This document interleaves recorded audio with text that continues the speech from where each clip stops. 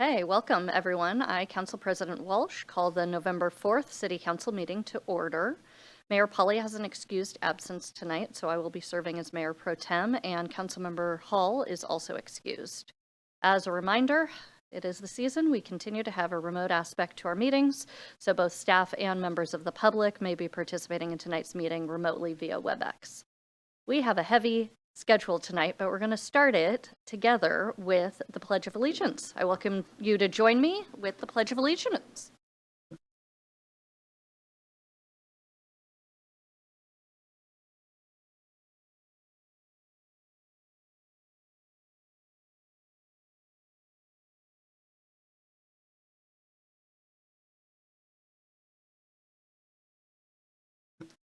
Thank you. Next, we are going to start out with three special business proclamations. So I'm going to invite Community Planning and Development Director Minnie Dollywall to the lectern.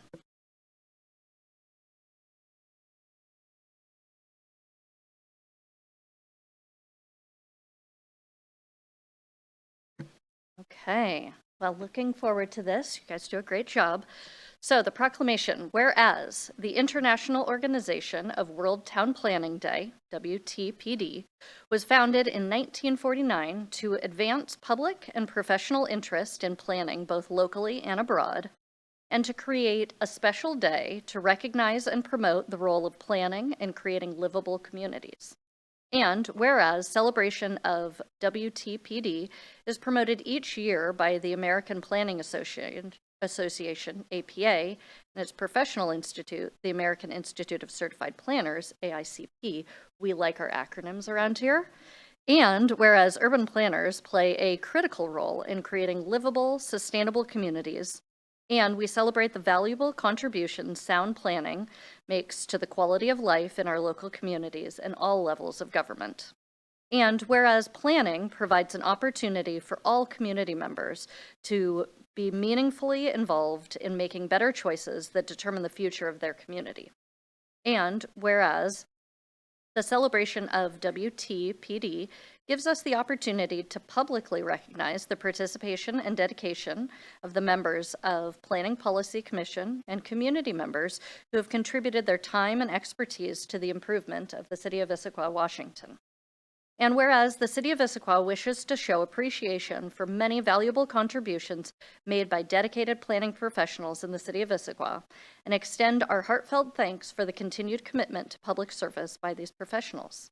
Now, therefore, I, Council President Walsh, on behalf of Mayor Mary Lou Polly of the City of Issaquah, do recognize November 8th, 2024 to be World Town Planning Day in the City of Issaquah, and invite the community to join me in thanking Issaquah's Community Planning and Development Department for their service and outstanding contributions. Would you like to say something? Thank you, Council President Walsh, and members of the community and council members. It's my honor to accept this on behalf of the planning team here and all the boards and commissions that take a deep dive into all issues that this community cares about. The future planning, future city too. So thank you. Sure.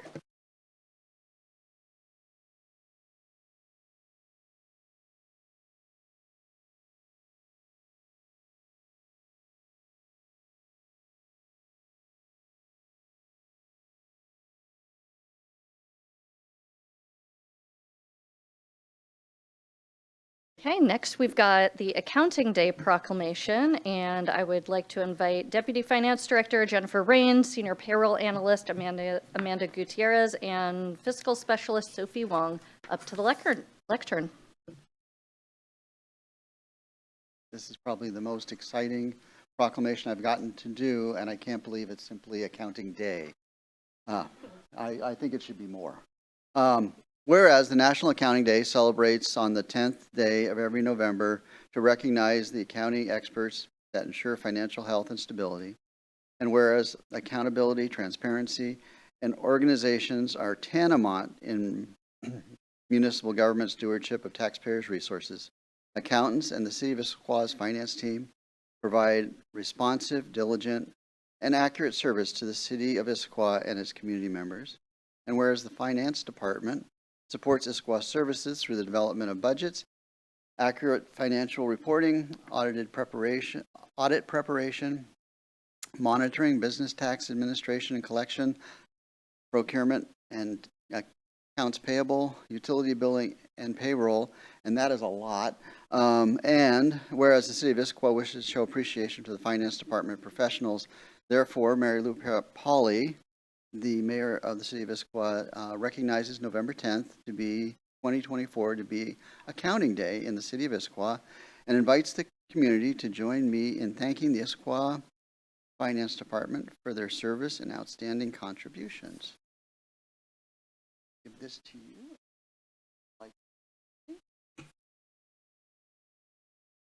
Good evening. Thank you, Councilmember Ray and members of the council for inviting us here tonight to honor Accounting Day. On behalf of the whole finance department, we really appreciate this honor and look forward to your continued leadership. Thank you.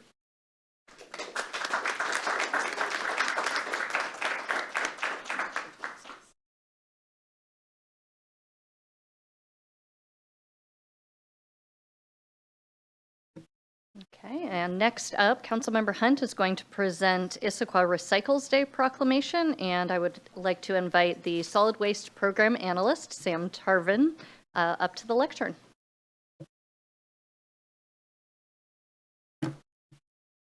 All right, whereas November 15th recognizes the 30th Annual America Recycles Day, a nationally recognized day for businesses, government agencies, and individuals to consider the importance of recycling and commit to reducing waste.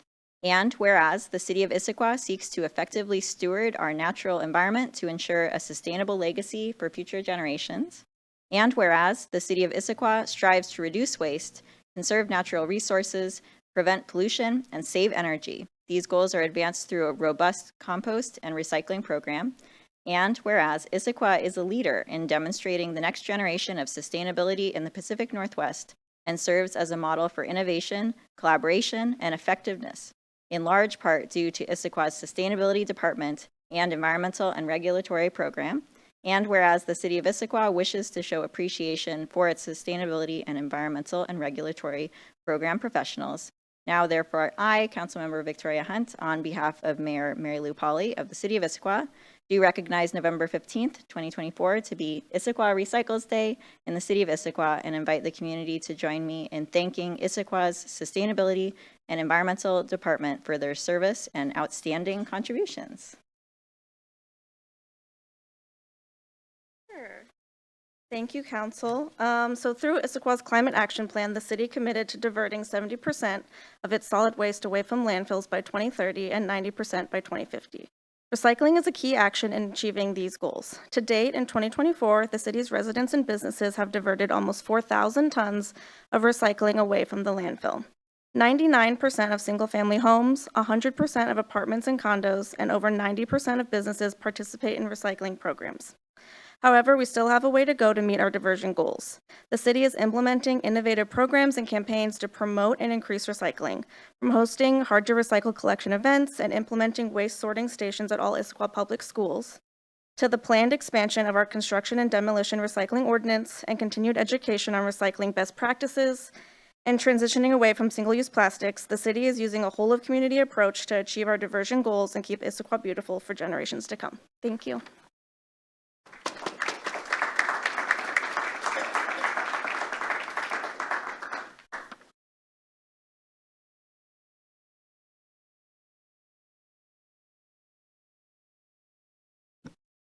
Excellent. Okay, proclamations down, and our next item of business is audience comments. So members of the public may address council at this time, in person or virtually. Those who signed up in advance to make comments will be called on first. If you're joining us virtually and would like to make comments, you're going to raise your virtual hand or send the host a chat message. If you're on the phone, that's going to be pressing *3. If you're on a computer or smartphone, you're going to look for the raise hand icon or send the host a chat. If you're in the room and did not sign up, I will ask for other speakers before closing this portion of the meeting. Today's a little bit different because we have some public hearings. So I want to make sure everybody understands public hearings are set aside as a way to contain comments that are related to specific areas where we have a requirement to receive that comment. So our public comment, audience comments at the beginning is for general items. But if you have anything that's related to the three public hearings tonight, which is AB 8926, 179 First Avenue Southeast Surplus, which is the Food and Clothing Bank, AB 8885, the 2025-2026 budget, the first public hearing, and AB 8886, the 2025 property tax levy. If your comments are on any of those specific items, you're going to wait until the public hearing for that item, and we'll call and have public comment opportunities. So, clerk, has anyone signed up to speak for general audience comments or indicated a desire to speak this evening? Yes. Okay. For those making comments, you are invited to address the council regarding matters that are directly related to Issaquah's programs, projects, services, or events. Comments related to political campaigns are not permitted. Please direct comments to the whole council and not individuals. While this is not a question and answer session, we will contact you to follow up if you've provided your information and if it's needed. When recognized, unmute your microphone, virtual attendees, or step up to this lectern and you're going to press the button so that it turns red. State your name, address, and relationship to the city. Speak clearly and pause frequently, and limit your comments to 5 minutes. There will be a timer over there.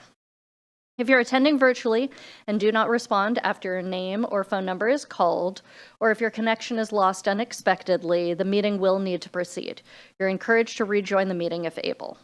Personal attacks, obscene language, derogatory remarks, and disruptive behavior will not be permitted. Public comments, written and verbal, are an important aspect of the public process, and the city takes our comments seriously, and we thank you for taking the time out of your day to address us. So, clerk, can you please identify the first person who signed up to speak? Yes, here in the room, Chris Kovac. Chris, there you go.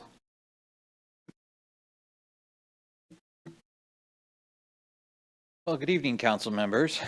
Thank you for the opportunity to speak tonight. My name is Chris Kovac. I'm a 24-year resident of Issaquah, all on Squawk Mountain, and a 10-year business owner. I'm also the current chair of the Issaquah Park Board, and our Park Board is a lovely, diverse blend of community members representing a diverse spectrum of public interest. And I'm here tonight to provide you a brief update on the park system plan update, on which the park staff, right over there, several of them, have been working.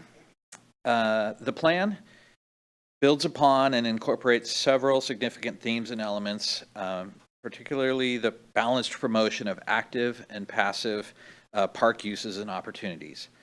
An overarching intent is to foster and continue to foster a vibrant and resilient community with our excellent system, our ever-improving system. The plan includes an emphasis on connectivity between the different park areas, where people live, where people work. And the plan also brings forth a new theme. It's called Creeks to Peaks. And it's a little bit hard to describe, but it really is basically the best way to capture the nature of our nature and to capture our vibe. And so over the last year, at several of our monthly park board meetings, we've reviewed evolving and the final drafts of the plan update. The board has asked a lot of questions. We've discussed in depth many of the specifics of the plan. And after a final review of the plan update, the park board voted unanimously to recommend the plan for council approval and adoption. That's it. Thank you. Thanks, Chris. Clerk, do we have anybody else signed up to speak for general comments? We don't. We have a few members of the public with us virtually, but I don't see any of them indicating a desire to speak at this point. Okay, and we will ask for virtual comments on each of the public hearing items as well, so there will definitely be time. So I just want to thank you for comments. Appreciate hearing from members of the public, particularly those of our boards and commissions who do such great work out there. But as a reminder, written comments can be submitted at any time to citycouncil@issaquahwa.gov. So, seeing a few people just coming in, I'm just going to take a moment to check in. Do you have general public comments, something not related to the public hearing that you want to make before I move on the agenda? Okay, fantastic. Just wanted to give you an opportunity. Okay. The next item of business is the consent calendar. So the mayor does not have any remarks on the consent calendar items. Are there any committee chairs or chair designees who would like to report on any of the consent calendar items? Okay. The consent calendar was distributed to council in advance. If authorized, the items on the consent calendar will be considered together and approved by one motion. Have the payables and payroll been reviewed? They have. And I also did. Does any council member desire to remove any items from the consent calendar and consider it under regular business?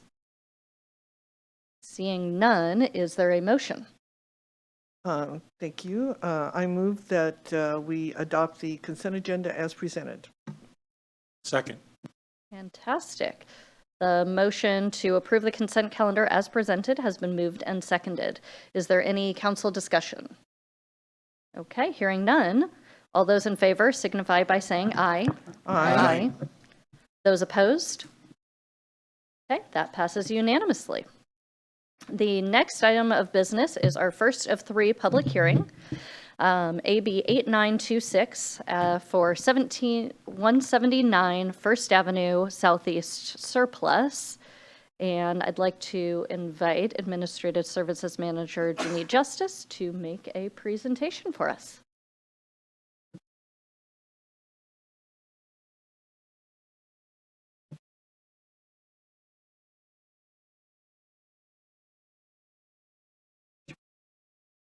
How about now? Great. Good evening, council members.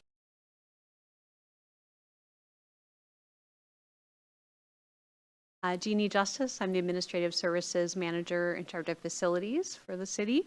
And we're here tonight to talk about the surplus of 179 First Avenue Southeast and conduct the public hearing. This also gives the full council a chance to review the surplus recommendations, as well as the option to forward the resolution for council action on December 2nd. A little bit of background, a reminder, the surplus real property policy was adopted back in 2022. In this case, the surplus action was initiated by staff in April of this year. We presented to the Services, Safety, and Parks Committee on October 15th. They recommended proceeding with the public hearing and full council review, so we're here tonight. The next steps would be a determination of the surplus and adoption by resolution by council. The property 179 First Avenue Southeast, also known as the Food and Clothing Bank, is located in between City Hall and the Community Center, right next to the Rainier Trail and across the street from the Trails House. It was purchased in 1989 for $110,000 in partnership with the predecessor of the Food and Clothing Bank, using King County grant funding as well as general mitigation funds. The city remodeled it slightly following that purchase and then has leased the property to the Food and Clothing Bank and its predecessor since 1992, for quite a while. The parcel is 5,625 square feet with a building that is almost that same size, 5345 square feet, one-story warehouse. And the King County assessed value is currently $534,000. Here's a couple of pictures of the Food and Clothing Bank building. You can see some of the deteriorated siding and windows that we talk about in terms of the capital improvements that are necessary, but generally you can just see how they are using it right now. A summary of the surplus report that was presented and was attached also to your agenda bill. So this piece of property is part of the Old Town area of the city of Issaquah. It does support the Human Services Strategic Plan, access to basic human services. As I said, it's been leased to the Food and Clothing Bank since 1992 and was purchased in partnership with them in order to create a permanent home for Food and Clothing Bank and also other social services and community services. The current condition of the building is poor, so it has both functional and infrastructure deficiencies that have been identified both by our tenant in terms of their operation, as well as the facility condition assessment that was completed last year. The operations and maintenance has been maintained by the Food and Clothing Bank with very little cost to the city over the years. But those near-term capital costs are about $500,000 to do capital replacement, things like roofs, siding, windows, doors, all those types of things. It does nothing to improve the functionality of the building. It's really just replacement of things that are at the end of their useful life. They do, the operations of the food bank obviously provides a significant public benefit in that location. The site restrictions, it's currently zoned as community facilities, which restricts ownership to the city of Issaquah. There is no parking, and there is some minor soil contamination that was investigated by the Food and Clothing Bank, and so it's not a huge deal. It just needs to be removed if the building was to be remodeled or reconstructed. So there are land use and zoning changes that would need to happen for there to be something other than city ownership and a different use on the property. So staff submitted a request to do that as part of the 2025 Comprehensive Plan Amendment docket. Other city uses, so there were no other municipal uses considered for this site or identified for this site. The site itself is about a third of the size of the property here for City Hall South. This is really too small for the priority facility needs that have been identified by the city. So things like City Hall administration or the public safety needs that are out there, that site is not really suitable. We did look at so rezoning and surplusing the property as we're talking about tonight. The city could construct a new facility itself and lease that facility out, or could retain property ownership by land leasing.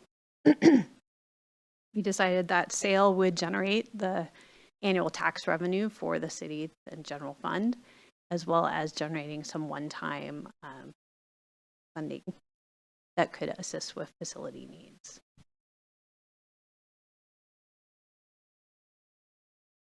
So after reviewing all of the criteria, the administration recommends considering the property for surplus, approving the comprehensive plan amendments in 2025, disposing of the property.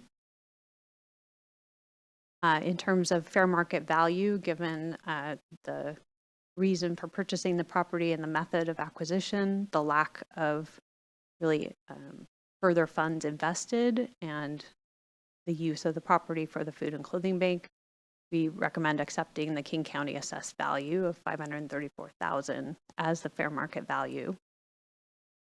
To dispose of the property via a purchase and sale agreement with the Issaquah Food and Clothing Bank for the assessed value, and then maintaining several conditions, special conditions for the disposition that include using the profits to support city facility needs, retaining a right of first refusal at the assessed value in the case that the Issaquah Food and Clothing Bank no longer needs the property in the future, and also conveying the property with a 25-year deed restriction specifically for community services or public use.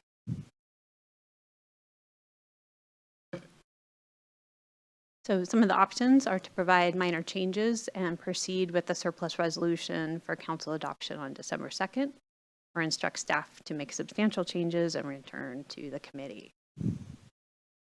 Next steps, we have the public hearing is tonight. We proposed council surplus action on December 2nd. The comp plan docket approval is in January of 2025. You would dispose of the property sometime in the first 2 quarters of 2025, and the comprehensive plan amendment process would typically be concluded by the 3rd quarter of 2025.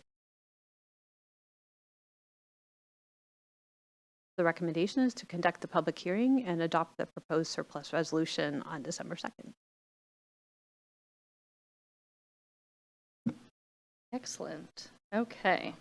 So going back to my script, Do we do council question and answer before opening the public hearing, or is that a part of?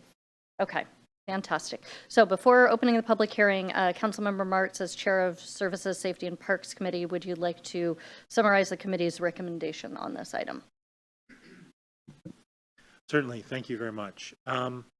So at the October 15th Services, Safety, and Parks Committee, we did take this item up following the staff presentation.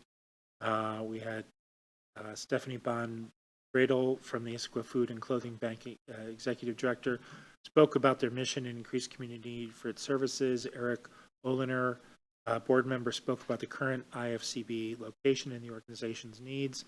The committee council comments included, we thank staff and the work of the Food and Clothing Bank. Committee members were generally supportive of the 25-year lease restriction as presented. Committee supported the staff recommendation to surplus the property and sell it to the Issaquah Food and Clothing Bank for the assessed value. And then the committee recommended moving the item to the full council for a public hearing like we have this evening. That concludes my report. Thank you. Okay. So I am now going to open the public hearing at 7:26 p.m. So again, if you are joining us virtually and would like to make comments, please raise your virtual hand or send the host a chat message. If you're on the phone, press *3. If you're on a computer or smartphone, you're going to look for the raise hand icon or send the host a chat message. And if you're in the room and didn't sign up, I'll ask for other speakers before closing this portion of the meeting. So, clerk, do we have anyone signed up to speak? Yes, we have 2 people in the room who've signed up. Stephanie Norton-Brettel is the first.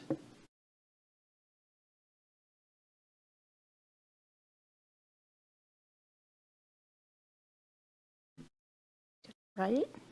Yeah, awesome. Thank you again to the city staff for preparing this report. I know there was a lot of work that went into it, and thank you for having us here today. As was stated earlier, the city and the Issaquah Food Bank have been partners for a very long time, since the 1980s. And we really appreciate that partnership, as it's enabled us to serve so many people in the Issaquah area with basic services. As said earlier, we've seen an incredible increase in need over the past few years. Since 2019, we've increased our market services and emergency food by 115%. Most of that growth has happened in the past 2 years. We grew by 83% in those same services last year and continue to grow another 33% this year. That rapid growth has really caused some pinch points in our facility, not only with the ability to store inventory, be able to move product around, but also in the wait times that our clients are seeing. Tonight, we were on a waiting list until 6 p.m. We close at 7 p.m. So we had to end that waiting list and ask people to come back tomorrow. We also have increased since 2019 in our home delivery groceries by 198%. The Issaquah Food and Clothing Bank is really prepared for this expansion. We have money in reserves. We have hired a capital campaign consultant to help us get our capital campaign ready. And we've been working on a partnership with the Issaquah Historical Museum, which is in the adjacent building, on possibly sharing that space. And so a rapid decision would be really helpful in us being able to move forward with our expansion plans. Thank you. Thank you, Stephanie. And next name on our list? Mike Bresco. Mm-hmm. Good evening, council members and staff. My name is Mike Bresco. I'm representing the food bank. I'm the chair of the food bank, and so I'm also representing the board of the food bank. I just have a couple of things to add. First off, we really appreciate the time, effort that was put into the report, the thoroughness. You covered more things than we thought you could possibly cover, and very detailed. And along with that, we did have a chance at our last board meeting to touch on some of the findings that were presented at the commission meeting. And although it wasn't like a formal motion or anything like that, we did have questions and answers with all of the board members, and they're very supportive of the recommendations. So we're prepared to move forward as soon as you all are. There's a couple other things that I want to also reinforce. And that was, Stephanie mentioned about the growth and the urgency, anything you could do to help move things along. I could share that in our executive committee meetings and one-on-one meetings that I have with our executive director, over a year ago, it was more about like, what are prices doing and inflation of food? Recently, it's been, how can we handle all of the work? And as Stephanie mentioned, there's definitely like challenges because of the space of the building. And so we've looked at concepts and drawings and so forth. We're all ready to go. We've got the budget. We're just waiting for your approvals. So we appreciate all the work, and we hope to be able to continue the partnership that we've had with the city and, you know, for many, many years to come. So thank you. Thanks, Mike. And do we have anybody else signed up or indicating a desire to speak? No. Okay, so going back to the script. Council, do you have any objection to my closing the public hearing? Okay, hearing none, I will close the public hearing at 7:32 p.m. And does council have any questions? Okay, Councilmember Hunt. Thank you. There was a 25-year restriction on the use of the property for community services, and it sounds like this is something that the council committee discussed. I was wondering, I do believe that's shorter than a lot of the restrictions, for example, on affordable housing through ARCH, and I wondered what is possible with that restriction? Could council decide to make it 50 years or longer, and how was 25 years decided? Sure. So that question did come up at committee. So really it just mirrored the King County Community Development Grant that was used to purchase the property. They typically limit their purposes for 25 years. We just kind of used that same, there was a lot of discussion internally about how long it should be, and that was sort of a medium answer. I don't think there's any restriction if council wants to impose a longer term. Okay, any other questions? I did have one. I noted that the property disposition would be in Q2 of 2025, but that happens before the comp plan amendment process, and the comp plan amendment would be adopted. Is the sale possible, and are there any concerns with the sale happening while it's still zoned as community facilities? The sale is still possible. There was not really any concerns about that. They would not be able to proceed with, they wouldn't have an approved building permit until rezoning and comp plan amendments are completed. Okay. Fantastic. Just wanted to check in on that. So looking ahead, it says no action is being requested tonight. This item will return to the December 2nd City Council meeting for adoption. So is there any objection to this returning on the consent calendar? No? Okay. Hearing none, this item will return on the consent calendar on December 2nd for adoption. Okay, thank you. Thank you. The next item is AB 8885, the 2025-2026 budget, first public hearing. And is this going to be conducted together with the other one? Okay, separate. So budget manager Susie Munsell making the presentation for us tonight. Thank you, Council President. If you'll just give me one quick moment here. I believe I'm about to share. That is the right one. All right. So I am Susie Munsell, the budget manager, and I'm here tonight to give a very, very brief presentation on the budget as staff presented a thorough presentation at last week's Committee of the Whole. There we go. So by state law, we are required to conduct 2 public hearings on the budget. The preliminary one is tonight. The final one will be December 2nd, as it is currently scheduled. Here's the overall budget calendar. As you can see, one of the main reasons this is a short presentation is there are many other budget touch points coming. The 28th last week was the full overview of the budget. Tonight's the public hearings, and then deliberations continue from here. As a overview, there were primarily 6 budget priorities in this 25-26 proposed budget. Public safety, which includes police, justice, court, and fire, preserving sustainability initiatives, enhancing equity, maintaining investments in transportation as much as possible, continue to compensate staff fairly, and cover insurance obligations. The total 25-26 budget totals $350 million. That's across 25 and 26, of which the general fund makes up just under about 40%. So looking at the general fund, it totals $135 million across the 2 years. As you can see, police makes up about 26% and fire another 15% there. So between the 3, public safety, that makes up a good chunk of our general fund budget.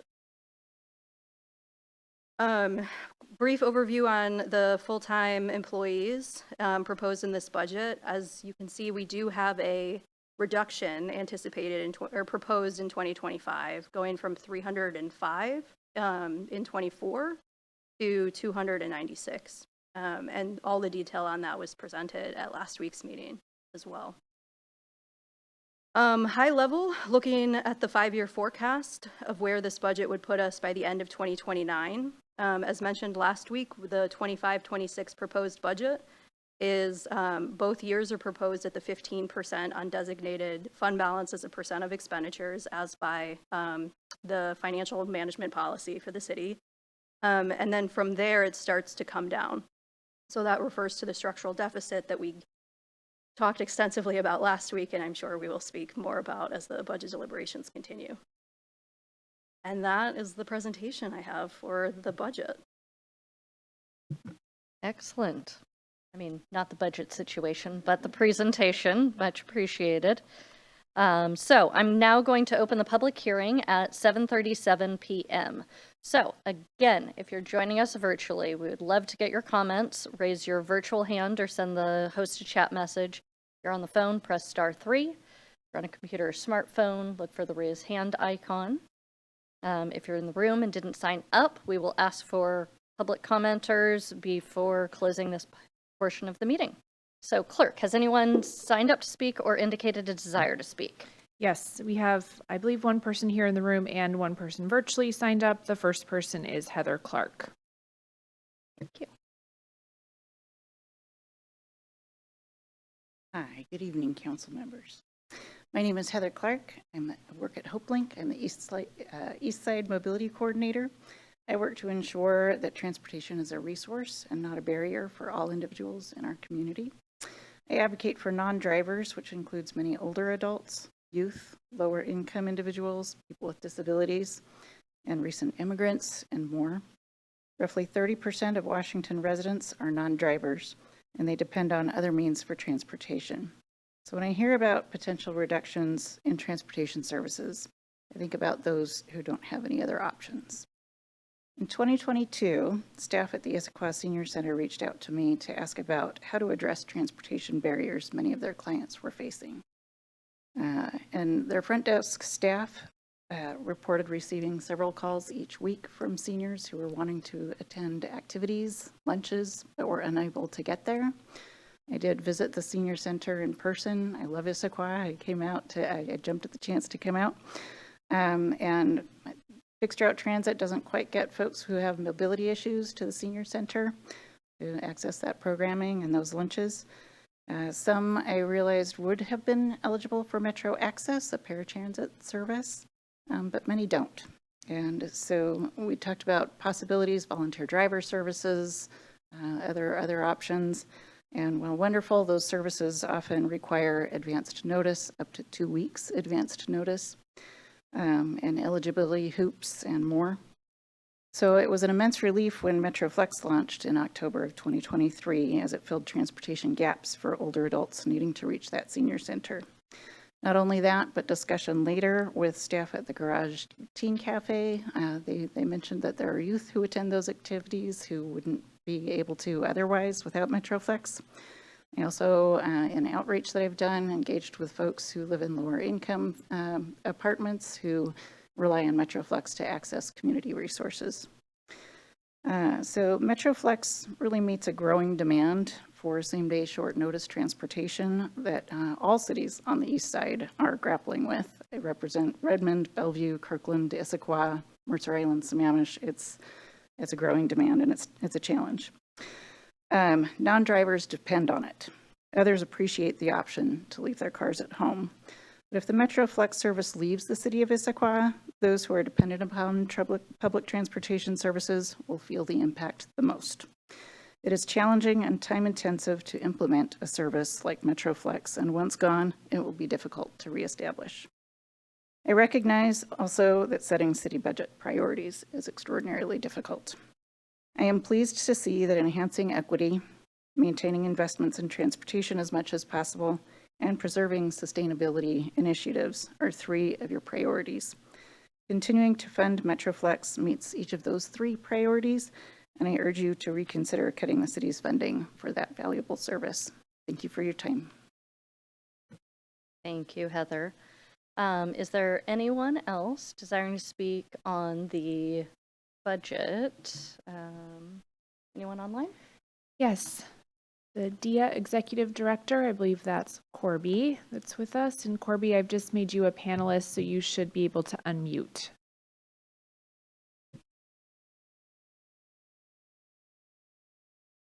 Hi, can you hear me? We can, thank you. Okay, thank you. I appreciate this time. I'm Corby Kassler. I'm the Executive Director of the Downtown Issaquah Association. And I wanted to look at the budget in terms of how nonprofits might be affected. I'd like a little more clarity around it because we've received a little bit of contradictory statements. So on behalf of DIA and some of our other nonprofit partners, just please provide some clarity. First, in the mayor's message, she had said this proposed budget includes a 12% reduction in funding to several nonprofit organizations starting in 2026. This gives our valued organizations a year to prepare for city funding. At the same time, DIA specifically was informed by the city staff that the city is eliminating funding to the Downtown Issaquah Association entirely for 2025 and 2026. It appears that under Human Services, there are no planned reductions. So we would just like to see a complete breakdown of the city's total contributions to each nonprofit, what we had in 2024, and also those proposed reductions for each in 2025 and 2026. Finally, some of you may not know that when the city donates to DIA, our B&O taxes that would go directly to Olympia instead are diverted to our small family-owned downtown businesses at only 25 cents on the dollar. Under our Main Street Tax Credit Incentive Program, the city has a choice whether to direct funding back to our historic downtown or to send it via B&O taxes back to the state.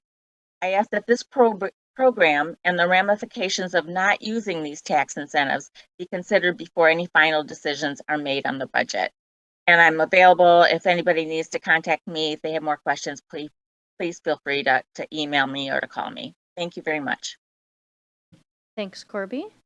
And do we have anybody else indicating a desire to speak? Not virtually, unless there's someone in the room here.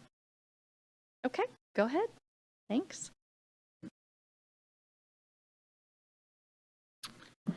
Good evening, Council. Thank you so much for the opportunity. My name is Victor Bello. Today, actually, is my 7-year resident of the city of Issaquah. So I'm here to talk specifically about the 35% cut on the arts grants for the arts programs. I'm not an artist.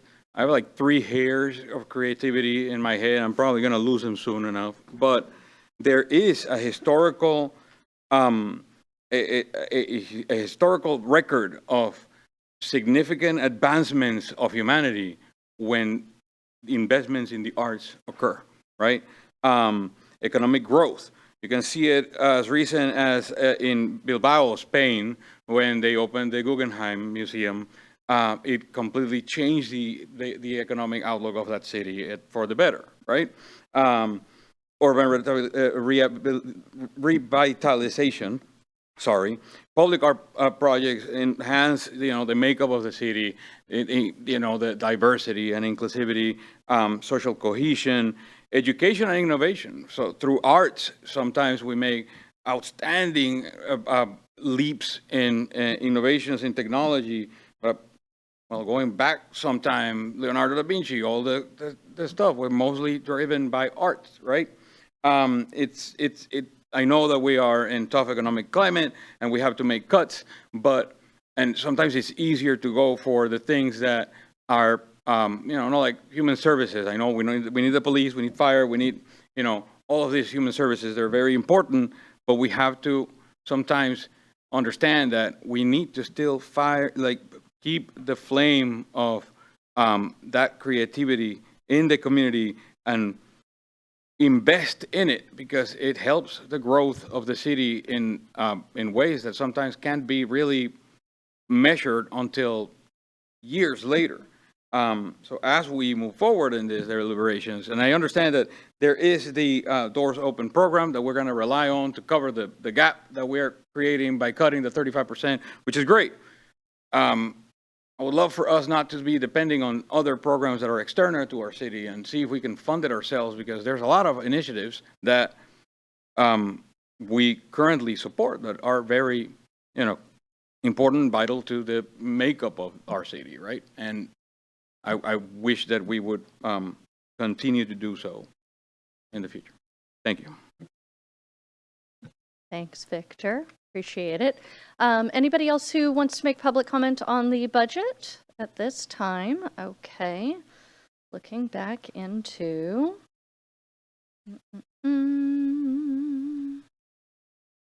Okay. City Council, do you have any objections to my closing the public hearing?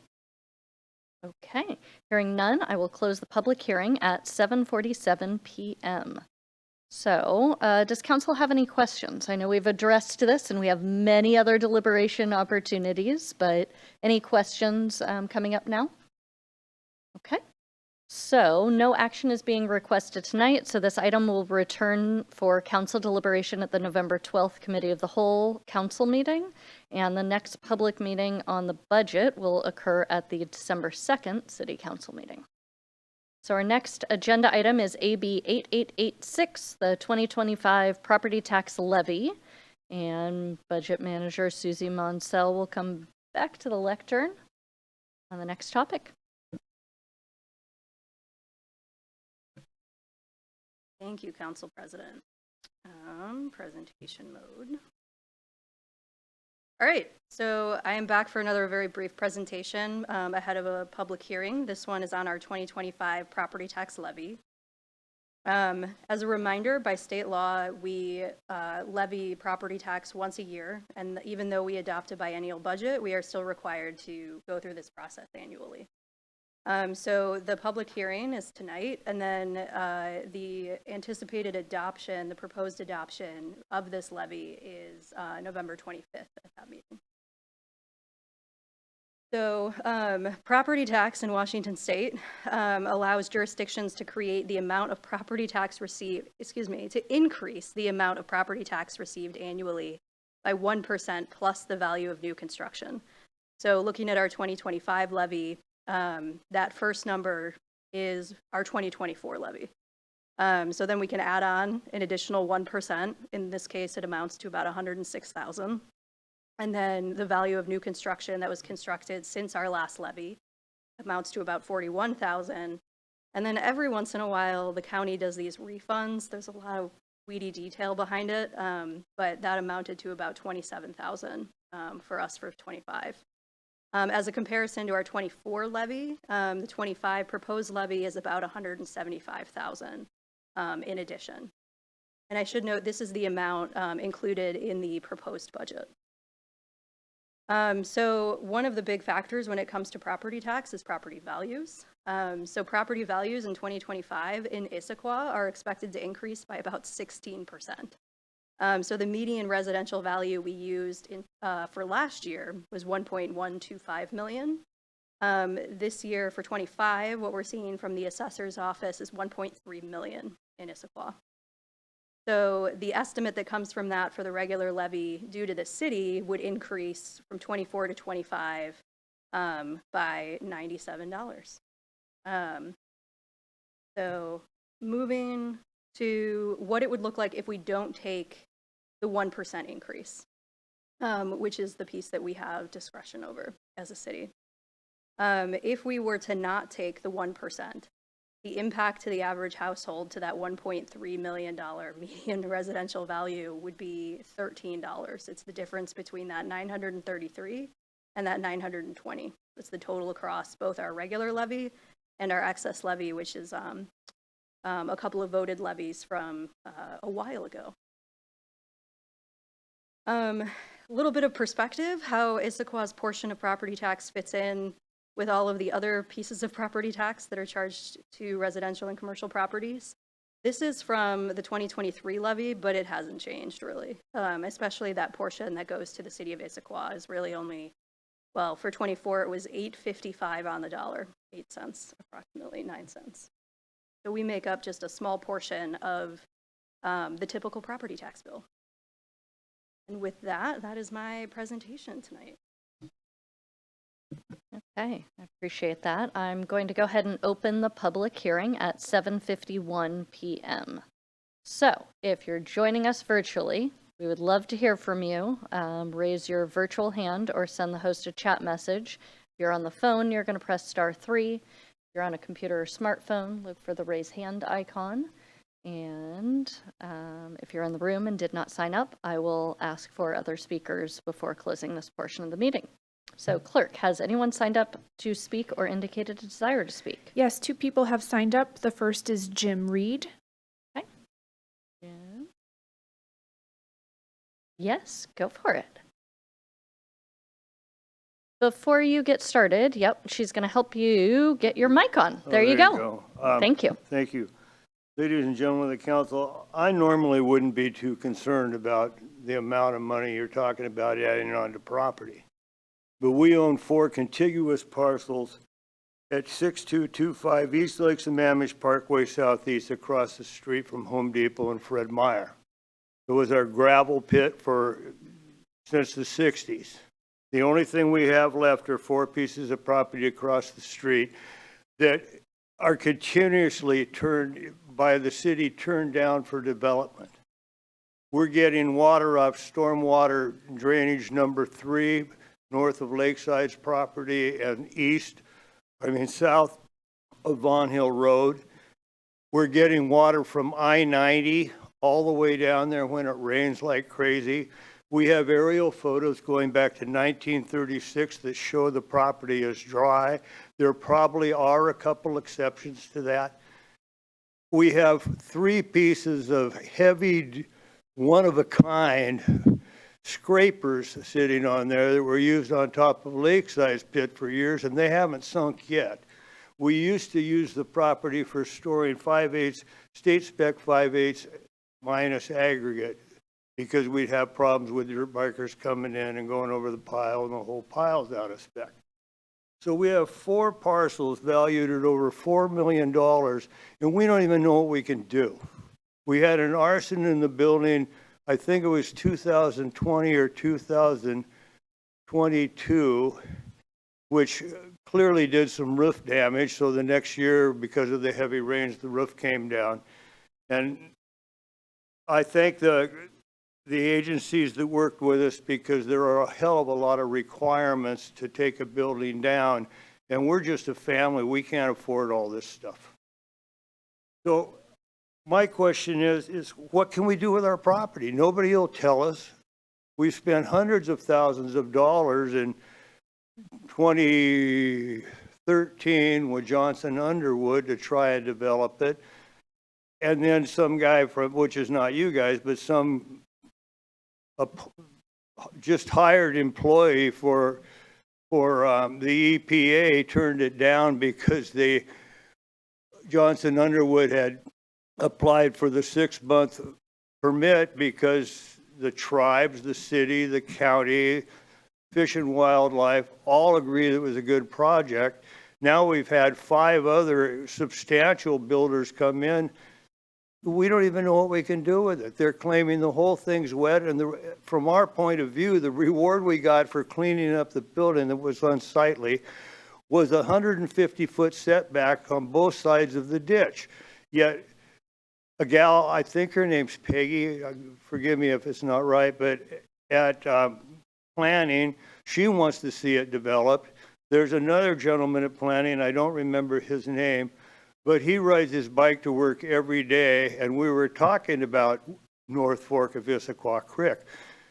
And he says, it still goes dry. So by definition, a creek is a body of water similar to a stream. But the definition of a stream is something that runs continuously. We can't rewrite history here or rewrite the dictionary, which it seems like some people are trying to do. So we're just looking, we don't mind paying the tax, but we got to be able to do something with our property. Otherwise, it looks like the city has taken the property. And we've seen a map in the past, and it's been taken away since then, but there was a map online that showed the city wanted or the county wanted the property for a park. Anyway, that's all I have to say. We're just looking for some direction, please. Thank you. Thank you. And I think you said there was someone else signed up to speak? No one else is signed up, and it doesn't look like anyone else online is indicating a desire to speak. Okay. I'm so sorry, Dave. Yeah. Dave Osmer is signed up. I apologize. Yeah. Come on up, Dave. Do I get an extra 30 seconds? Hi, good evening, council members. Thank you for the opportunity to speak with you. I'm Dave Osmer, a resident of Issaquah, living at 22433 Southeast Highland Lane. I'm here to suggest that this hearing is premature. By tomorrow evening, we should know whether or not the city's residents, along with the rest of the school district's taxpayers, will be stuck with footing the bill for the district's $642 million bond proposition, which is actually $868 million when the interest on those bonds is considered. And that's in addition to the $814 million that is still being paid off from earlier bonds and levies, bringing the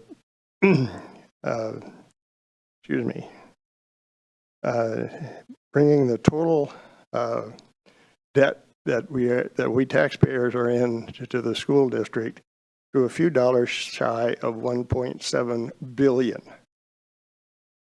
Also, I'd like to remind you, those in the audience and online, that you voted to endorse this proposition, while the neighboring cities of Sammamish, Renton, and Newcastle did not choose to endorse it. If this proposition passes, there are going to be a lot of unhappy taxpayers in the city of Renton and city of Issaquah, and they may not look too kindly at the idea of adding another $11 million to the pile. It just might be that proverbial straw that breaks our back. So in closing, I suggest you extend this hearing until your next meeting when the results of tomorrow's vote is known. Then you'll get a much better informed set of input from your constituents. Thank you. Thank you, Dave. I will ask if there's anybody else indicating or anybody else with a desire to speak. Okay. City Council, do you have any objection to my closing the public hearing? No? Okay. So hearing none, I'll close the public hearing at 8 p.m. Does council have any questions?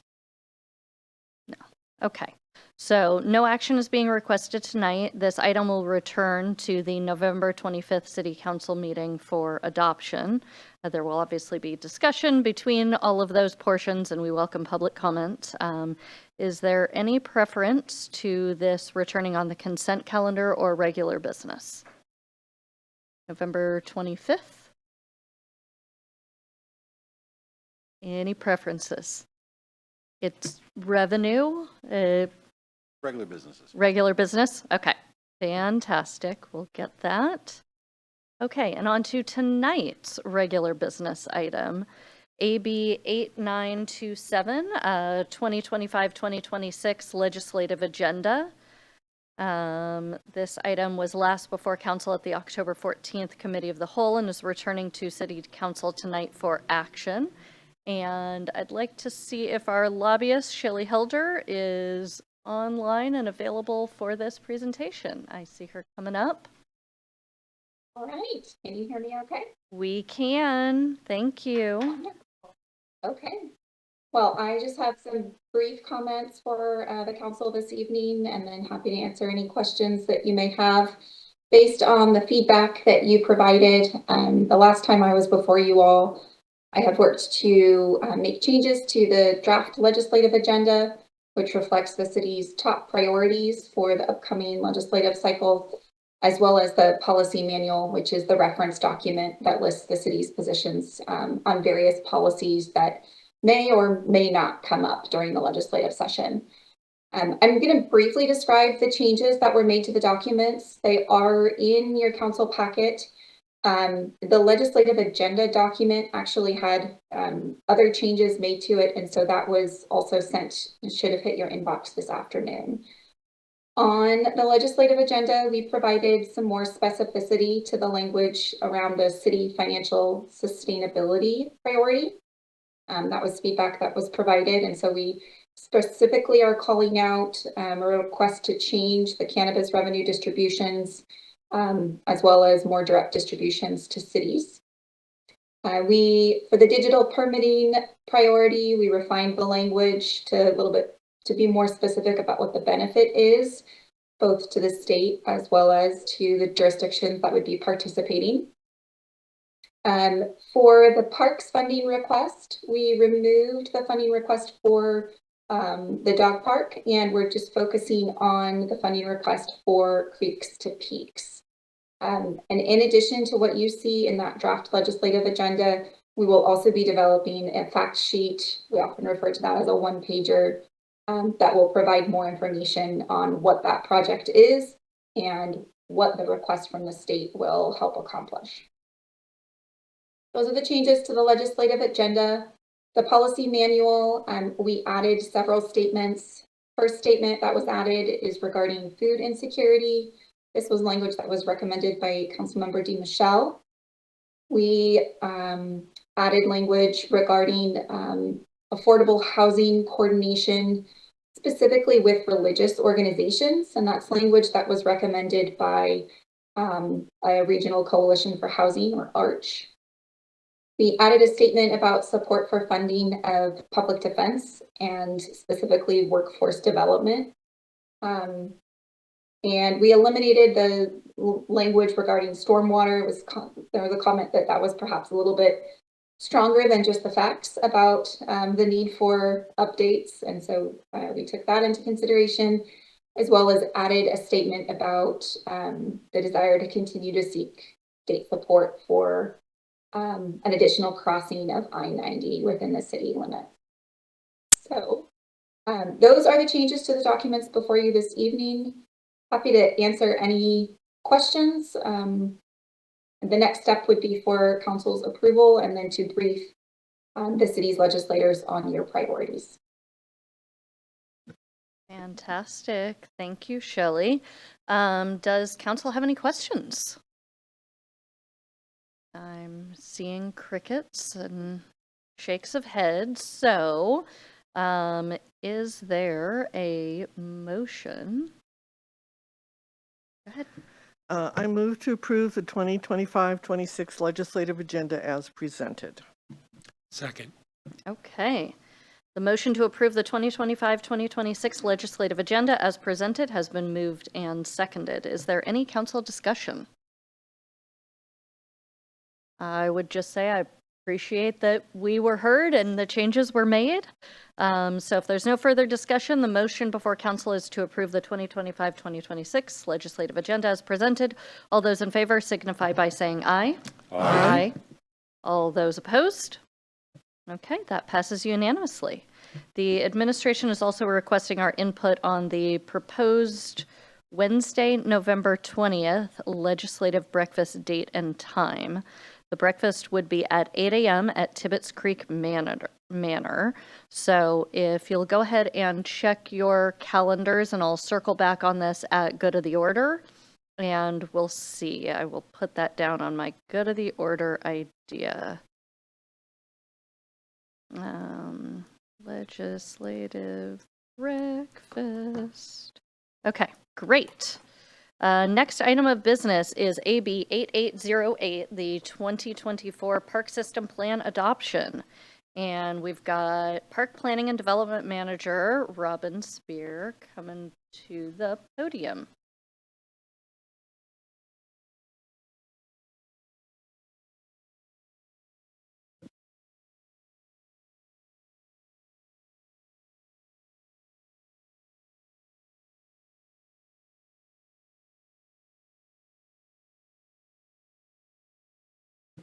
Go ahead and turn your mic on. There we go. There you go. Now we're ready. Well, good evening, council members. I'm Robin Spear, Park Planning and Development Manager, and I'm here with other staff members, Jeff Watling and Santhi Hoagland.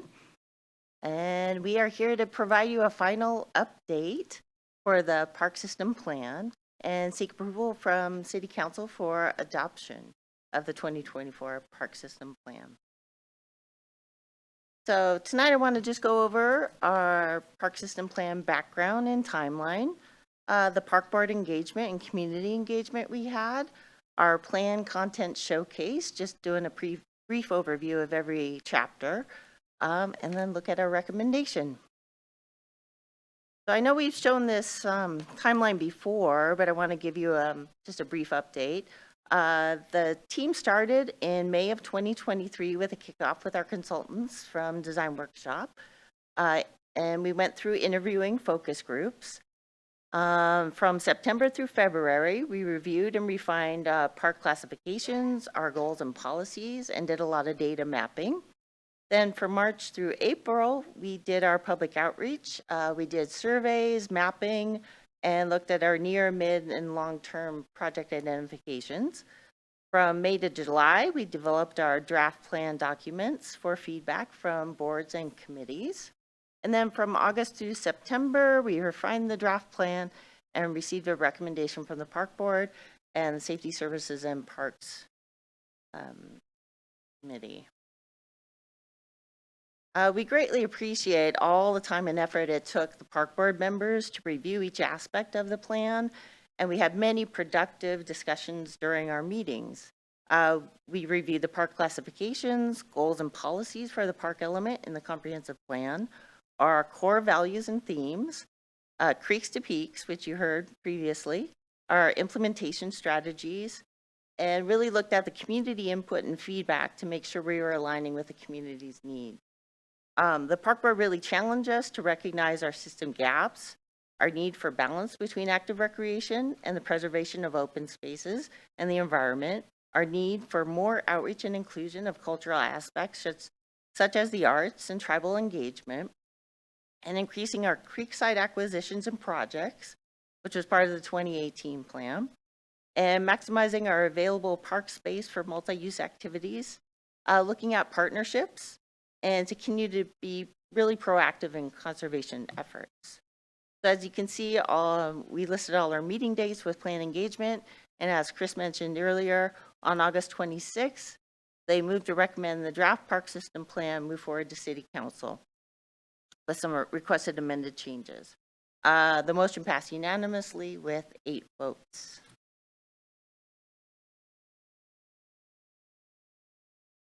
So park plans are directly developed with and through the community. And Issaquah's community involvement is a foundation of this park plan and can be seen throughout each chapter. Several methods were used to receive community input, such as focus groups, online surveys, mapping exercise, and Asanthe and I were at several event booths talking to the community in person. We also work with city staff to make sure our plans align with maintenance and operations capabilities, which leads into our level of service, and to gain a better understanding of potential synergies between interdepartmental projects and align with common goals and interests throughout the city. We engaged with the tribes during several stages during the plan development and incorporated recommendations and comments which improved our understanding of past and present land uses, which will have positive impacts on future projects. So now leading into each chapter, chapter 1 was our introduction and really gives us a snapshot of our existing system condition, including our setting within the regional landscape from a natural and cultural perspective, which really speaks to our park history and our narrative today, and also giving us insights to the demographics of our community as it is right now. So the graphic above, or the graphic you're seeing here, really shows the current park system overview with 28 total parks, 27 open spaces, and NGPE, natural growth protection easements, for a total of 55 parks. We have 261 acres of parks and 1,537 acres of open spaces and NGPE. I believe we have 46.1 miles of trails, so pretty significant. We listed our accomplishments of the 2018 Park Strategic Plan, where 17 projects were completed, including 2 large acquisitions, the design and start construction for 2 parks, and operational goals such as the Green Issaquah program and the urban forest management. We looked at our alignment with other relevant city plans, and we looked at our opportunities and challenges we have moving forward. In chapter 2, we look at the park system evaluation. We looked at our park classifications and added in linear park and greenways to our existing classifications. We analyzed the existing system for a park and trail watershed map to see where our gaps were throughout the city. And as you can see, 68% of residences are within a half-mile walk to parks and open spaces, and 56% of residents are within a quarter-mile walk to a trail, which is pretty outstanding. We did benchmarking against Olympia, Redmond, and Ashland, Oregon, where we have 44.9 acres of parks and open spaces per 1,000 residents and 728 residents per park. We looked at our level of service condition and moved to a performance-based evaluation, which evaluates parks based on performance and quality of the park spaces, versus just using acreage per person, which is typical and has been the norm so far. We looked at equity priority analysis based on Environmental Justice Index, which looks at social vulnerability, environmental burden, and health vulnerability. In chapter 3, we get to the exciting stuff, the direction for the future. And this is really where you'll see the community input come into play and come alive.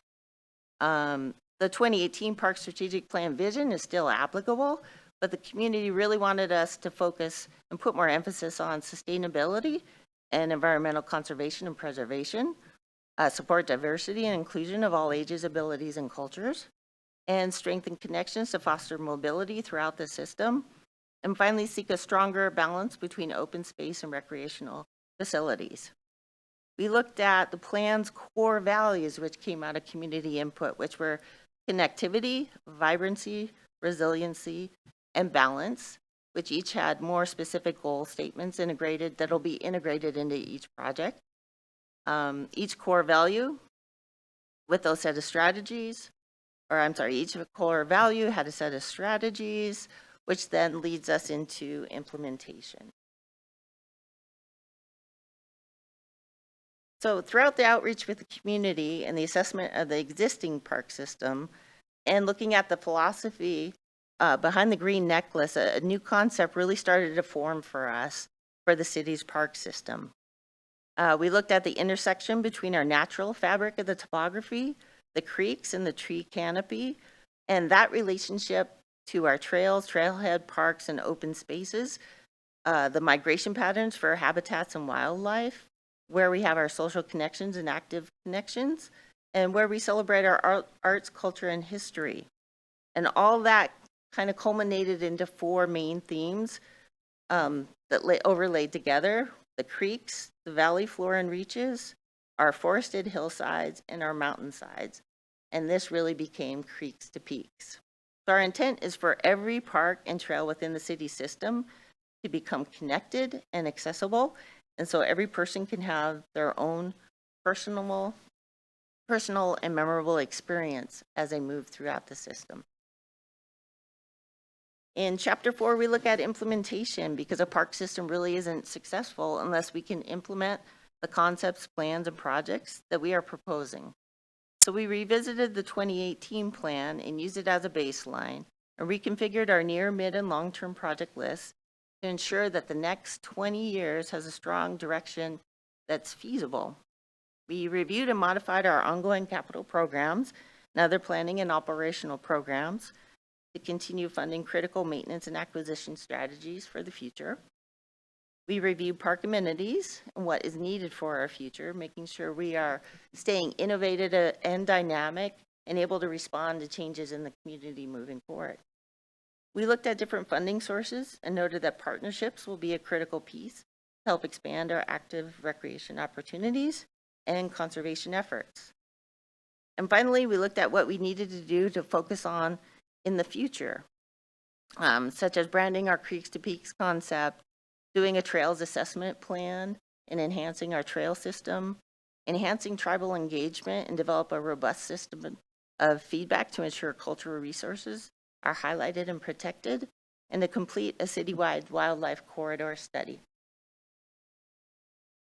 So that is our brief overview, and the 3 of us are open for questions and any discussion.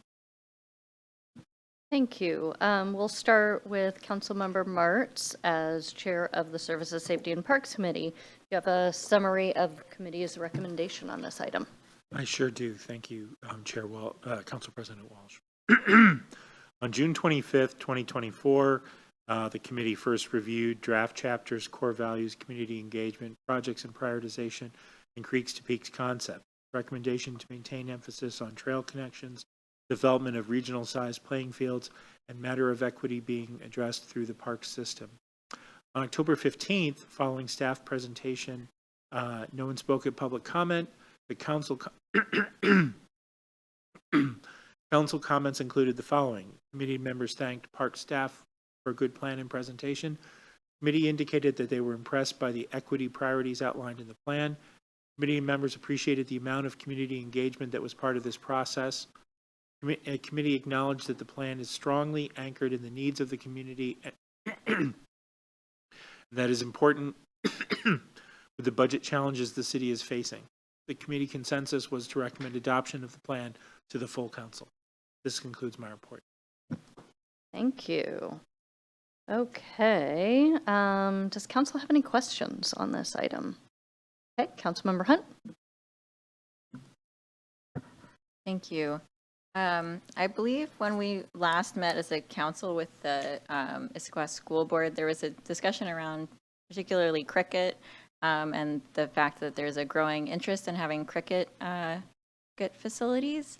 And I did notice that there's one mention of cricket, but it's actually that it's actually in the focus group appendix, and it specifically says subsequent engagement with a broader range of sport representatives, including lacrosse, soccer, cricket, is needed to understand the extent to which input received during the discussion are shared with the broader athletic field representatives. That is to say that cricket wasn't really, there weren't representatives from a lot of sports in those focus group discussions, and then there isn't mention of it elsewhere. And so I wondered if you could speak to that, and then also maybe it's how we could make sure that we're representing constituencies or groups that want specific facilities that aren't it's hard for them to advocate, I think, for something if they don't already have those fields. So something like pickleball, that's, you know, a new trend. How do we make sure that we're addressing those sorts of new trends? And then if you can speak to that generally as well as to cricket in particular. Absolutely. Councilmember Hunt, thank you. Jeff Watling, Parks and Community Services Director. The topic of cricket actually came up at our October 15th committee meeting. Committee members, please join in as well. Excellent question. Yeah, I think we see addressing cricket in a multitude of ways. Currently, we work with cricket groups to provide cricket space up at Central Park. As we talked this through with the committee, I think we identified and realized as a land-constrained city, maybe this gets to that multi-use sports comment that you made. It's very difficult for us to plan single-use facilities of any kind of sport, whether it's lacrosse, soccer, baseball, softball.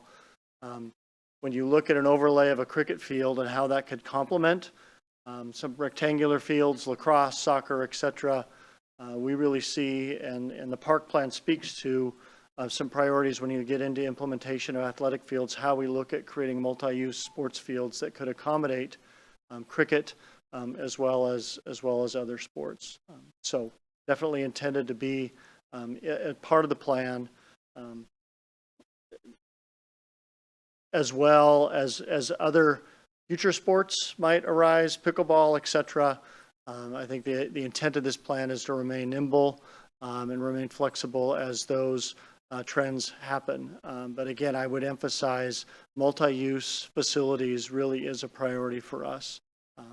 And much the way we've addressed pickleball with 11 pickleball courts that we didn't have in 2018 when that plan was adopted, but we now have and are immensely used. So thanks for the question. Councilmember Mertz. Thank you. To follow up on that, I think that one of the things that we saw in committee was that cricket pitches are very, very large.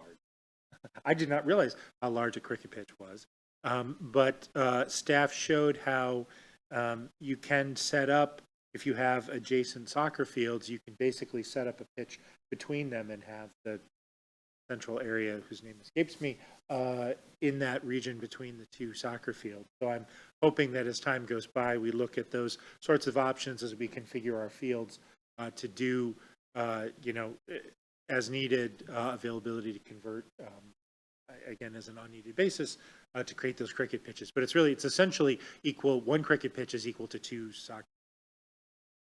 Thanks. I'll double down on this.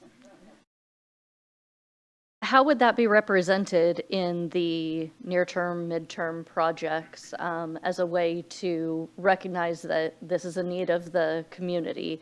Is there a place that lists, you know, looking at restriping our fields or creating multi-use fields for different uses? I'm going to do this by memory, so I don't have the exact project number, but yes, you'll see within near, mid, and long term a number of athletic field projects. As we reimagine Tibbetts Valley Park and look at athletic fields at Tibbetts Valley Park, that project, we will look at how to incorporate athletic facilities that can handle multiple sports.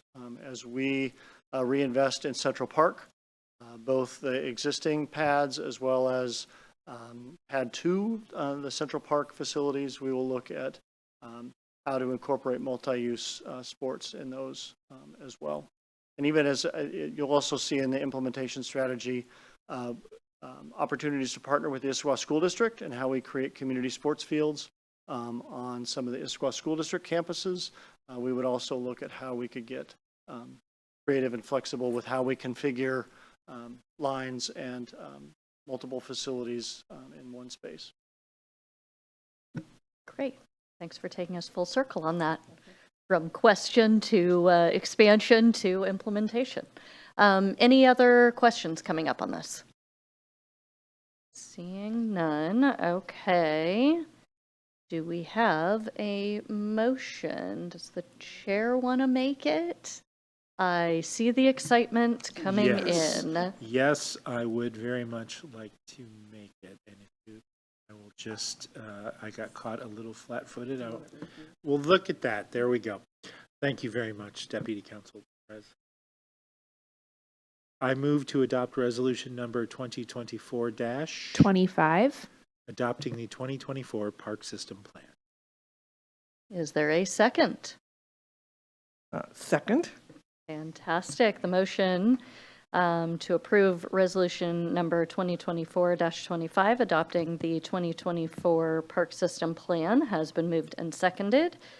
And I'll ask for council discussion, starting with Chair of Services, Safety and Parks. Thank you. I'll say what I said in committee, which this is a really good plan, and it's good in a lot of ways, but in particular that it incorporates feedback in the community. And I think that's really important because we continue to have serious budget challenges. And I think while it's important to see the aspiration in this plan, it's also important that the essentials and why they're essential are cooked into this plan. And so that, as you know, as people know, parks is after, I think, public safety, or police and fire is, I think, our third most expensive element out of the general fund. And so, but it's also critically important in the community. And so I think that's why this plan is so important as we move forward, understanding if we do have to take additional looks at where we have budget challenges, I think we'll be very, very well served by that. Thank you. Any other comments? Councilmember Joe. Thank you. As a member of the Services Committee, I had an opportunity to listen to the various presentations for this park plan, and I'm very pleased at how it's turned out. Again, the public comments and surveys that were done give us a great picture of what our citizens would really like to see out of their park system. One thing that I would point out that was in the presentation from this evening was that our citizens are within a very short distance to actual trailheads. So you're able to get out into the wild, the wilderness, the nature, so to speak, without too much of an effort. And that's something that's really important that you don't often see in communities. The other statistic that struck me was the way that we have very low, how do I put this?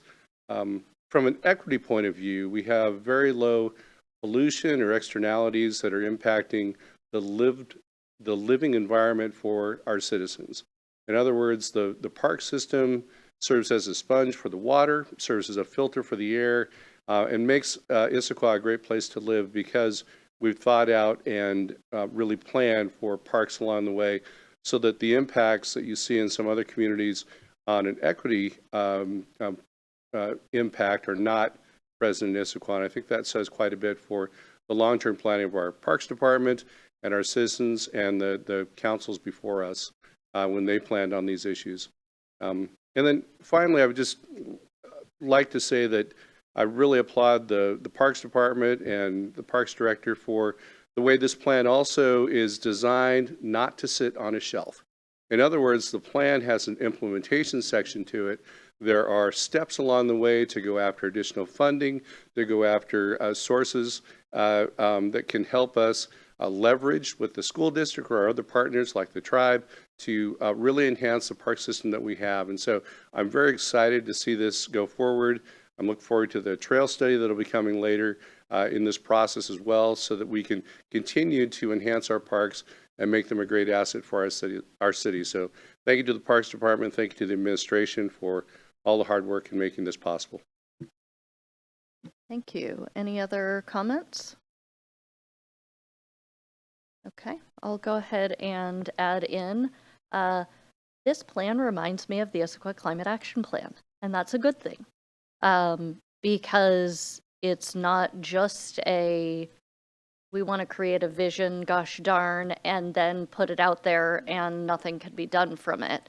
This is a plan that looks at particularly defining our core values and then judging everything based on that, which is a good thing. It means we're doing an effective job at defining what we want out of a park system and then saying, and how do those specific projects address those needs? So I like that. I like the fact that we've got near-term, midterm, and long-term projects. I like the way that it addresses equity.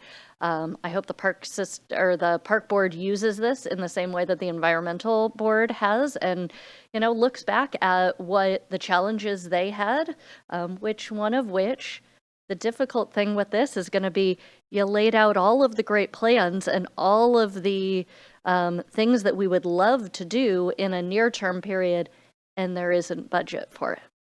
So we're going to have to work through that conflict and address, even though these are the things we would like to get done in the near term, without the budget,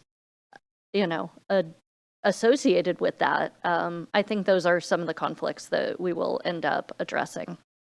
The other thing that I would say, just as someone who wants to make sure we are doing more implementation than planning, is just to make sure that we are not going to have to come back and do this big of a plan in 6 years. I know the cycle on this is a 6-year update so that we can be available for grants.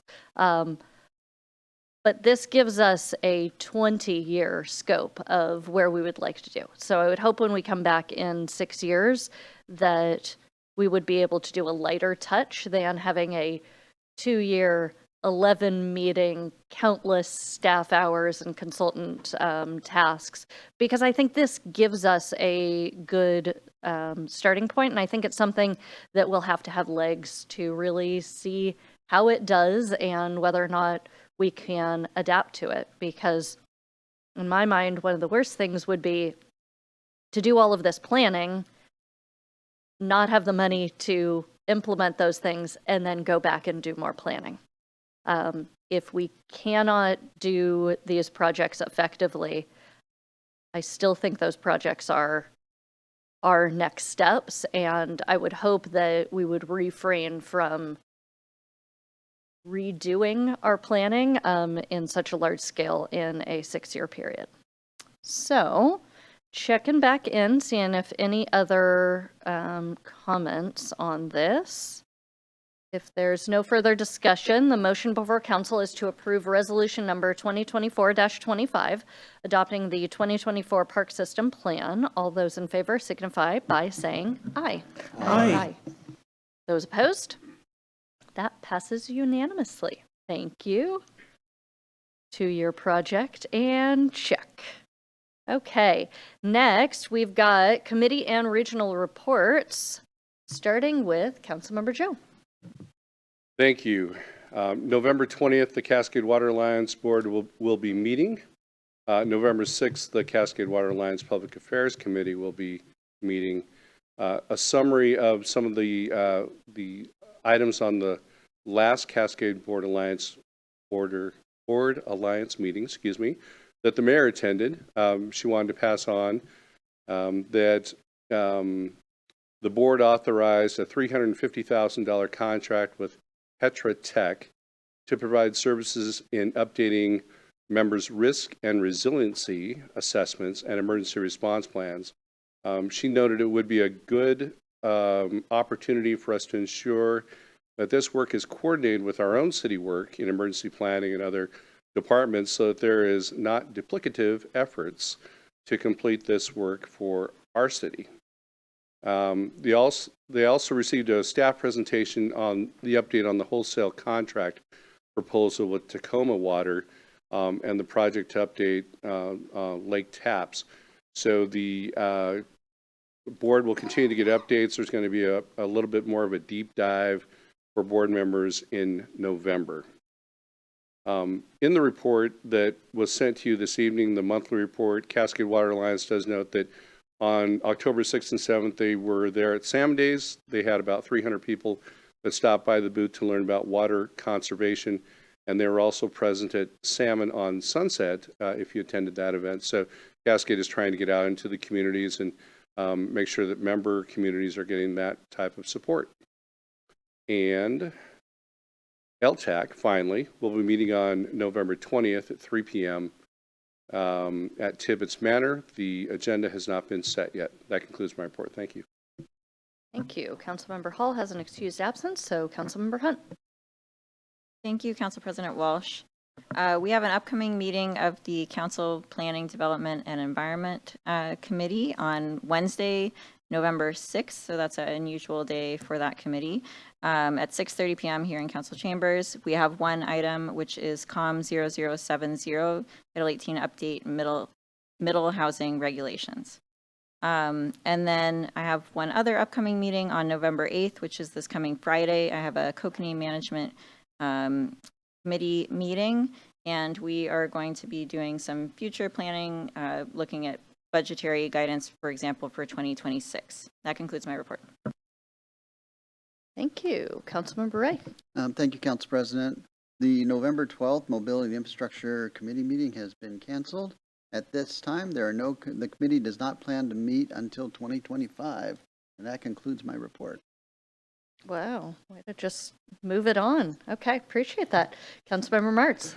Thank you. The Sound Cities Association Public Issues Committee will be meeting Wednesday, November 13th from 7 till 9 p.m. The meeting will be virtual. Included in that meeting is an update to the PSRC Regional Safety Action Plan, an update on the Public Health Seattle-King County Strategic Plan, and a discussion of on-site sewage and septic system code revisions. Then the next Services, Safety, and Parks Committee meeting will actually occur before the next regular council meeting, and that will be Tuesday, November 19th at 6:30 p.m. here in council chambers. And we will be discussing the Urban Forest Management Plan draft in the Inclusive Housing Investment Pool application. This concludes my report. Thank you. Deputy Council President DiMichele. Thank you. I have no report, but the Eastside Transportation Partnership will hold its November meeting this Friday, November 8th at 8 a.m. and we'll be taking up the ETP legislative priorities, which we will be discussing briefly under good of the order. Thank you. Great. And looking at my committee report, the Growth Management Planning Board will meet this Thursday. There are 3 discussion topics: the 2024 Housing Monitoring Update. We're also going to receive the Regional Safety Action Plan development and a Transit-Oriented Development Events recap. The King County Affordable Housing Committee is going to review 4 more comprehensive plans. We're getting down to the very end of it. And then also their draft legislative agenda. And then Deputy Council President DiMichele and I met along with City Administrator Bobkowitz with the school district board leadership, and we touched base on the school bond. Discussed the joint meeting that we're looking to host in Q1 between the council and the school board.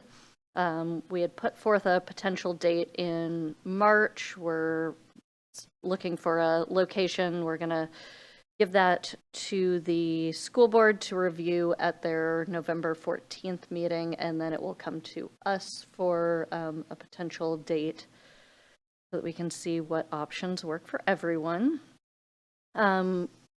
We provided a brief update on the pool expansion project, discussing some early public engagement and survey feedback, and then checked in on the partnership with the Issaquah Police Department and school district. And we received an enrollment update for the school district saying that the high school level is stable. However, they've seen an increase to running start, potentially because the high schools are so crowded. The elementary and middle schools are slightly below projections in certain areas of the district, but not overall. And kindergarten is higher than projected, which gives them a sense that things may be returning to normal in the district. So that concludes my report. Then I'm going to go on to the mayor's report. There is an executive session this evening to discuss collective bargaining per 42.30.140 paren 4. The item is expected to take approximately 15 minutes. Action is not anticipated to follow in open session. Tomorrow, you may know, is Election Day, Tuesday, November 5th. There's still time to turn in your ballot, and the drop box outside of City Hall will close at 8 p.m. So make a plan to vote if you have not already. 2 upcoming events. The Eastside Virtual Job Fair on November 14th. Looking for a new job opportunity in Issaquah. The Eastside Virtual Job Fair is happening on Thursday, November 14th from 10 a.m. to 1 p.m. and is a perfect place for job seekers to interact with local Issaquah employers to find a role that matches their interests. The fair is in partnership with local Eastside cities and private, public, and nonprofit groups. To register for the fair as a job seeker or business, please visit the City of Issaquah's event calendar. The Fall Farmers Market is set to take place on Saturday, November 23rd, inside the Pickering Barn from 9 a.m. to 2 p.m. Come support our local farmers and vendors by getting a head start on holiday shopping before Thanksgiving. We keep sneaking in some extra farmers markets in there. It's not season, but they had one at Boo at the Barn, this one here. Great. Okay, there are no informational updates tonight, so the next item of business is good of the order. And I've got a few items, but do you want to go ahead, Deputy Council President? Sure. So we did distribute, thanks to City Administrator Bob Kowitz, we distributed the Eastside Transportation Partnership legislative priorities. The top 3, it pretty much mirrors our concerns, I would say. The top 3 are, number 1 is continued funding for the Move Ahead Washington package. The second one is more state investments in regional and local transit funding. And the third one is promoting and incentivizing technologies and infrastructure that reduce carbon emissions and support environmentally responsible transportation and mobility options. So those are the top 3 legislative priorities, and those are followed by more details on those and other items that were suggested by various members of the Eastside Transportation Partnership, which does represent 21 different municipalities on the east side and council district, county council district number 3. So I'm just opening it up if anybody has suggestions or would like to make comment on those before we go back on Friday when we're scheduled to adopt the priorities at the EP. Is there anybody that has anything they would like to add or correct or change? Okay. All right, thank you very much. If something comes to you before Friday, just let me know. Thanks. Okay, Councilmember Joe? Thank you. Many of you may know that Barb DeMichelle serves on the Board Development Committee for the Garage. I have the pleasure of serving on the board there. Each month, the teens there during the school year hold a teen panel where they talk about their teen voices and the things that they're being challenged with in the community. For instance, I heard one of the panels on how to be an ally for teens in our community that I thought was very interesting. This next one on November 12th at 6 p.m. might interest all of us. They're going to be talking about how to become civically engaged in our community. These students, of course, are 16, 17, and 18, are going to be voters soon. And I think the conversation will be pretty enlightening in terms of discovering what our youth are thinking and also trying to make sure that they are civically engaged in our community so that they feel that Issaquah is their home as well. So that's November 12th, 6 p.m. at the Teen Garage by the Community Center. Thank you.